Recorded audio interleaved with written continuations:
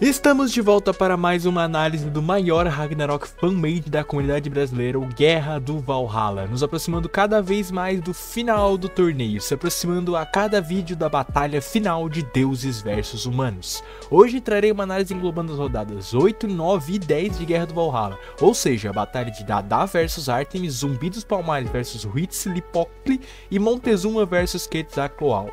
Lutas com bastante brasileiros e latino-americanos que vai render bastante o que falar aqui no vídeo. Caso você nunca tenha lido Guerra do Valhalla, obra inspirada em Shumatsu do Operação Dublagem, canal focado em Shumatsu e Majotaisen aqui do YouTube, eu vou deixar o link aí na descrição. Como sempre reforço, você pode ver esse vídeo sem ter visto os outros do quadro, pois as análises de Guerra do Valhalla também servem como um vídeo geral falando de escrita e construção de narrativas, ou seja, também é ótimo para você que quer fazer também o seu Ragnarok tão bom quanto Guerra do Valhalla. Já adiantando, não se esquece de dar like e se inscrever para ajudar o canal, viu? Enfim, sem mais enrolação, vamos direto para o primeiro ponto, a escrita. Como eu já comentei nos vídeos iniciais, a escrita é um dos pontos mais fracos de Guerra do Valhalla, mas que foi melhorando bastante com as lutas recentes, e nessas três de hoje, eu diria que a coisa não é tão diferente assim. Especialmente na oitava rodada entre Dada e Artemis, é bem interessante o aspecto de coreografia dela, que eu sempre abordo aqui no ponto de escrita. Isso porque passar a ideia, a movimentação dos golpes, é trabalho da escrita, que deve ser precisa e principalmente fluida na leitura. Por ser uma batalha de atiradoras aqui, houve uma liberdade maior para abordar alguns detalhes que só essa temática de atiradoras podia oferecer, como por exemplo ao citar que a Dada dispara entre seus batimentos cardíacos, ou aspectos que ela deve se preocupar durante o combate, como ela não usar a mira nas suas armas porque a mira iria refletir a luz e revelar a sua posição. Esses não são detalhes super decisivos no combate, mas incrementam e acrescentam na luta em si. O uso de figuras de linguagem também melhorou muito, dá pra ver que o Dubs como escritor foi cada vez deixando a sua parte literalista de fora na hora de escrever e começou aí realmente escrever cenas. Tô colocando aí na tela alguns exemplos que eu lembro e achei interessantes que agregaram bastante à escrita de todas as rodadas. Porém, nem tudo são flores, e algumas coisas da escrita ainda me incomodam.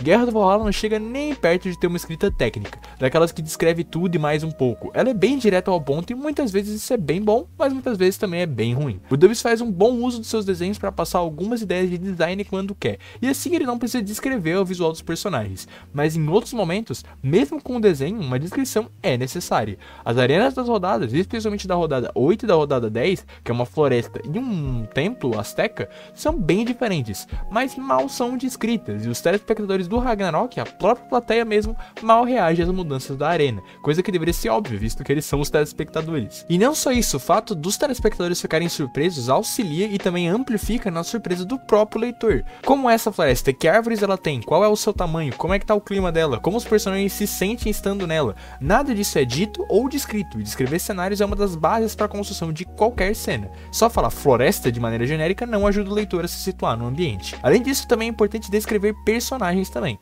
Claro, os principais, aqueles que têm um design já revelado em artes no meio da história, eu nem vejo tanta necessidade assim, mas o design de personagens secundários que não vão ter artes tem que ser descrito, como por exemplo dos amigos do Zumbi dos Palmares que é citado durante seu flashback. Eles aparecem e não tem uma descrição de como eles são. Por fim, não sei o que aconteceu, se fui eu que fiquei mais rígido porque as últimas rodadas foram muito boas, ou se pela expectativa de lançar vários capítulos no ritmo acelerado acabou afetando um pouco a escrita, mas os erros ortográficos no geral ficaram bem mais comuns e evidentes. Já comentei isso em outro vídeo, então eu não vou me estender, mas nesse caso eu sugiro que você, escritor, pegue o capítulo que você fez e não toque nele por uns dias, para depois relê-lo sem um olhar viciado, assim podendo revisar e ajeitar esses errinhos bobos. Enfim, em resumo, a escrita continua relativamente igual, às vezes um pouco mais errática, às vezes um pouco mais inspirada, e dada a característica especial da rodada 8, bem interessante em certos pontos. Vamos agora para o próximo tópico, a narrativa. Começando pela narrativa, um dos pontos mais importantes, se não o mais importante de uma obra. É bom vocês se prepararem que eu vou comentar bastante sobre a narrativa dessas três rodadas de hoje. Afinal, ambas carregam bastante conteúdo consigo. Inclusive um elogio a ser feito é como essas três, especialmente as duas últimas, o round 9 e 10, se conectam. E não só isso, elas expandem a lore do mundo de Guerra do Valhalla de uma maneira bem agradável. É comum vários flashbacks fazerem isso, expandir a lore, especialmente dos deuses que tem muito enfoque na lore de Guerra do Valhalla, E aqui essas rodadas fazem isso por meio de conexões entre humanos e deuses. Então, graças a ter 3 personagens astecas, o Montezuma, Quetzalcoatl e o nome de deus impronunciável, que daqui para frente eu só vou chamar de Huitz, porque até o Dubs decidiu fazer isso na história, acabam ampliando a lore asteca de Guerra do Valhalla. E não só isso, viu? Outros personagens também se conectam, como por exemplo quando a Núbia, o interesse romântico do Caim, e o próprio Caim, comentam ter visto a barca do sol do Seth quando estavam no Egito, a mesma barca que é comentada no flashback do próprio Seth. E por falar em flashback, ou questãozinha que eu falo aqui nos vídeos, eu já sei que eu não vou parar de falar. E aí, como é que são os flashbacks dos 6 personagens de hoje? Bom, assim como tudo na vida, tem os seus bons e tem os seus ruins. Alguns, como o Zumbi dos Palmares, eu achei bem pouco inspirado, especialmente se comparar com os que eu vou citar mais pra frente, e também achei muito expositivo, só citando acontecimentos em sequência sem um grande aprofundamento da ideologia do zumbi. Por outro lado, 2 flashbacks que eu achei muito bons foram o da Dada, que é bem pesado, com tópicos e temas bem fortes, que eu me surpreendi bastante lendo, e que utiliza muito bem o conhecimento prévio do leitor graças à participação do Lampião. Outro flashback que é muito bom é o do Montezuma. Ele é longo de fato, mais longo que os já longos flashbacks de Guerra do Valhalla, mas toda essa longuidão, dele se conecta com uma única mensagem, a mensagem principal que o Montezuma quer passar, envolvendo escolhas, liberdade e o sacrifício do povo asteca. Em resumo, o livre-arbítrio, um tema bem interessante para esse personagem. Além disso, é também, assim como o da Dada, um flashback bem emotivo em certo ponto, e sabe se utilizar bem das conexões com o lutador da rodada passada, o Huitz, e da sua adversária, a Quetzalcoatl. Por fim, outro flashback que me chamou a atenção foi o da Artemis, que também passa muito bem a mensagem da personagem, seu drama com a comparação com seu irmão Apolo, suas dificuldades, mas esse, diferente do Montezuma, eu acho que poderia ter sido um pouquinho mais cortado, ter menos cenas. Um editor experiente teria reduzido pelo menos 1/3 ou 1/4 desse flashback e mantido a essência geral dele. E já aproveitando o gancho, logo após o flashback da Artemis, de maneira acertada, vem a virada dela na luta, trazendo junto uma virada de ritmo que fecha o capítulo.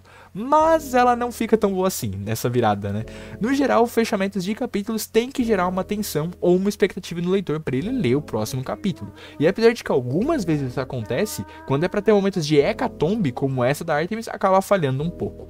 Por exemplo, a luta passa uma boa parte do seu tempo desenvolvendo as flechas especiais da Artemis, cada uma com um deus relevante do panteão grego, e várias vezes a Artemis comenta que ela não quer usar a flecha do seu irmão Apolo, mas é justamente nesse momento de virada, para dar vantagem para ela na luta, logo após o seu flashback, que ela é obrigada a usar a flecha, mas o build-up para esse uso é tão repentino e raso, não tem nenhuma introspecção na mente da Artemis, um drama envolvendo ela relutar usar ou não, ela só usa, acerta a Dada e o capítulo acaba. Se isso é melhor trabalhado, esse uso da flecha, com certeza seria um final de capítulo muito mais marcante e empolgante. Em Shumatsu mesmo a gente tem o exemplo do Raiden, que tem todo o flashback dele, e no final do capítulo tem toda uma aprofundação para ele desferir o seu Yatagarasu de uma maneira muito bem trabalhada, e é um dos finais de capítulos mais marcantes de Shumatsu. E apesar de sim, as cenas de impacto já estarem bem melhores que no começo da história, tendo algumas bem marcantes e outras bem trabalhadas, ainda poderia ter um build-up maior para a maioria delas, seja com um trabalho maior, uma elaboração maior dos fatos com mais detalhes, com uma escrita mais rebuscada, ou até mesmo usando a reação da plateia como construção dos momentos. Por falar em falta de reação, eu também senti falta da reação da plateia, especialmente da plateia normal, para alguns momentos e ações surpreendentes. Tem um momento, por exemplo, que a Cats dá uma esquiva no maior estilo Neo do Matrix e ninguém comenta nada, sabe? Tipo, é um negócio diferente, é um negócio até que surpreendente. Ela fez uma desliga do estilo Matrix, caramba. Em outra, o Dubs até escreve pelo narrador, que alguns poderiam achar aquilo burro, se referindo ao movimento do 10º round, mas era bem melhor mostrar os diálogos da plateia achando que aquele movimento era burro, sabe?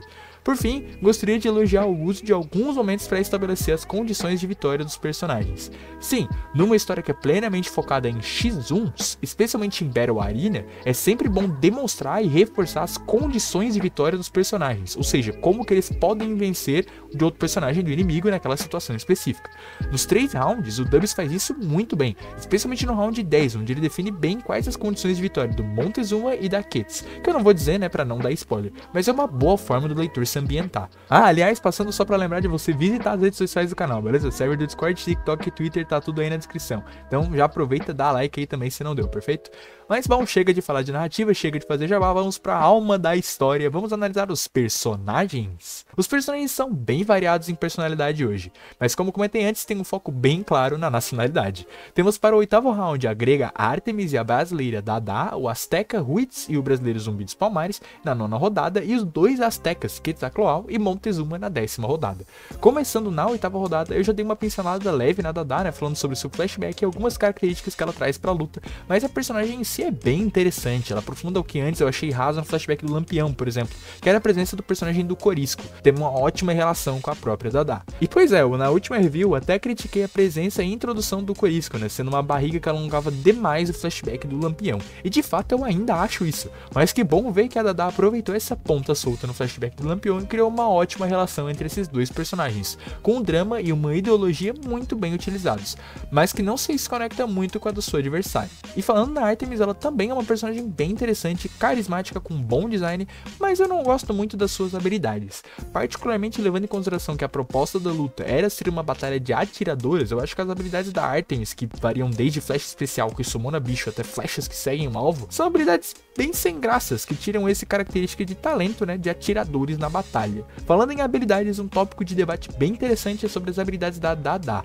ou melhor, os seus recursos. A Dada é o tipo de personagem do Dada com preparo, ou seja, ela tem vários itens e estratégias prontas previamente para usar na batalha, bem mais do que outros lutadores, e pelo que vi dos comentários do Guerra do Valhalla lá no Wattpad, isso é algo que incomodou bastante algumas pessoas. Bom, esse tipo de personagem é bem difícil de se lidar, o Jack é um bom exemplo de um personagem com preparo assim, né, e caso esse tipo de personagem não seja bem trabalhado, suas estratégias podem gerar uma não empolgação, mas o sentimento contrário, na real, a frustração e a raiva no leitor, pois vai parecer mais um roubo do personagem, uma forçação, do que qualquer outra coisa. No caso da Dada, eu particularmente não vejo esse exagero.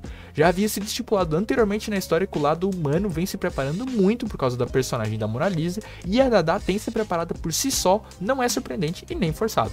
Além disso, os estratagemas e planos que ela usa não são de fato vindos de um ponto de decisão da batalha. A maioria delas vem no primeiro e especialmente no fim do segundo ato, ou seja, não é um deus ex machina que dá a vitória para Dada, uma tirada do cu ali pro leitor para salvar ela de alguma situação.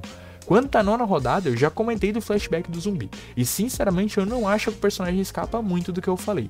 Ele é bem simples e bem previsível para o que o símbolo do zumbi pode passar. Quanto ao Witz, sinto que ele é um personagem com uma sistemática já bem desgastada entre os deuses, ele se importa com a família, tem simpatia com os deuses, e já vimos isso em outros personagens, e sinceramente não vejo muita coisa de interessante nele. Já na 10ª rodada, a Quetzalcoatl é uma personagem que a Novel vem trabalhando há muito tempo, e acho ela muito carismática, e com habilidades bem interessantes, apesar de serem exageradas pra cacete, mas pelo menos se mantém ali no lucro básico de características, que é o seu vento, né, sendo ela a deusa disso também. Já o Montezuma é muito carismático e interessante, ótimo design, e também carrega uma plot bem legal, como comentei antes, né, ali no flashback. Particularmente eu acho que traz bastante mensagens que o próprio zumbi queria passar, mas que o Montezuma trouxe de uma forma muito mais impactante e marcante. Apesar disso, dos dramas de ambos Cats e Montezuma serem bem desenvolvidos e aprofundados, eu sinto que faltou uma conexão ideológica entre esses dois, uma exposição final entre eles nos últimos capítulos, especialmente no penúltimo e no último, uma ligação mais profunda entre eles que geraria a mensagem por trás de toda essa luta da 10ª rodada. Nesse momento eu acho que poderia ter uma exposição bem maior nesses últimos capítulos, fazendo uma conexão ideológica entre esses dois, ou uma ligação simbólica entre eles, coisa que por exemplo acontece na própria 5ª rodada de Shumatsu no Valkyrie. Por fim, deixei o último ponto aqui pro final porque quero evitar spoilers, eu quero falar de mortes. O momento da morte de um personagem é muito impactante e em Guerra do Valhalla elas são bem trabalhadas, mas um negócio que vem me incomodando um pouco é que os personagens que morrem fazem longas despedidas para cada um dos personagens que se importam e estão vendo na plateia. Eu particularmente acho muito melhor ela fazer uma despedida geral, tipo que o Tesla ou o Leônidas fizeram em Shumatsu no Valkyrie original.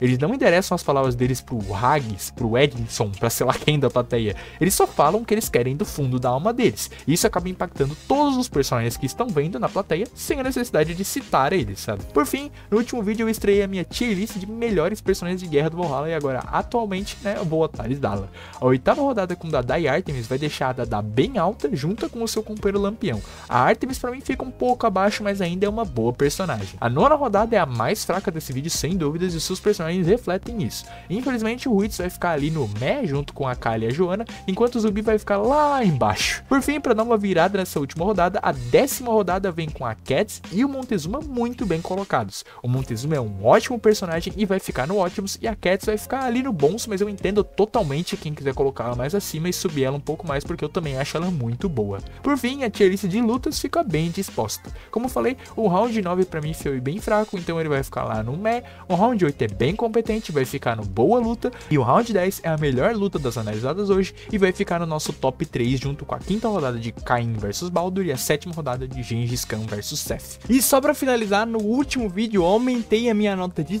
5 para 6. E agora o meu lado criterioso e analítico vai ser mais forte e eu vou acabar mantendo essa nota 6, torcendo para que as próximas rodadas melhorem ainda mais Guerra do Valhalla. Com isso, o próximo vídeo analisará as rodadas 11, 12 e 13, ou seja, analisaremos a reta final do Ragnarok do Guerra do Valhalla. Eu particularmente estou bem empolgado com a 11ª rodada entre Ra e Gilgamesh, dois personagens muito bem preparados pela história. Veremos o que essa e outras rodadas nos esperam nessa apoteose e talvez o último vídeo da novel aqui no canal, mas isso é algo que a gente vai ver no próximo vídeo. Agora eu quero ver de vocês, qual é o seu personagem preferido de Guerra do Valhalla e qual você está mais empolgado para ver. Não é o Guerra do Valhalla ainda? Lembre-se que o link da novel tá aí na descrição. Como sempre, um agradecimento especial aos boosters do server do Discord por ajudarem sempre. Seja você também um booster e apoie o canal e o server, e eu também deixo um agradecimento a você que ficou aqui até o final do vídeo. Um abraço e até mais.